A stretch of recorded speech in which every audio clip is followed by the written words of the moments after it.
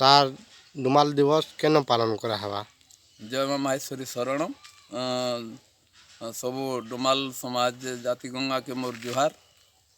डुमाल दिवस पालन हवा घरे भी जन मान करि पारबे करुन, केंद्र रे भी हवा, गाँ लेवल रे हवा, जिला स्तर रे भी हो पारबा एवं राज्य स्तर रे भी हो पारबा।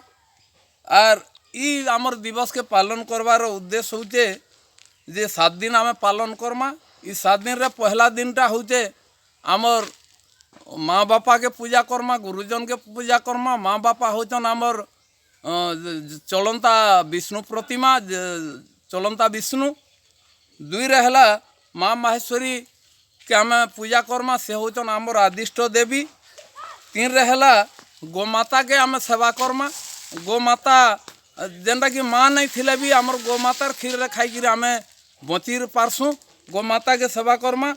3 रे आमे माटी स्वास्थ्य परीक्षा करमा, माटी के पूजा करमा।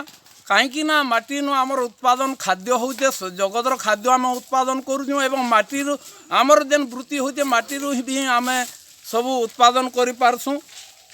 5 रे हला निजर स्वास्थ्य परीक्षा करमा। 6 रे वृक्षारोपण करमा। वृक्षारोपण जदि करमा आमर परिवेश के रखी पारमा, आमर परिवेश सागुआ के रखले जे आमर दुनिया बचबा, सेटा के करमा। एवं 7 नंबर रहला आमर जाति गंगांकर सेवा करमा। इटा आज 2020 इतार आरंभ। इतार परवर्ती रे विभिन्न जगार रे आमर गोष्ठी भित्तिक कार्यक्रम हेबा। आर इटा सबुदिन लगी 2020 रु आरंभ है। इटा सबुदिन लगी 2020 रु आम डुमाल दिवस एवं डुमाल सप्ताह रूपे बजाय रहबा। जय माँ माहेश्वरी।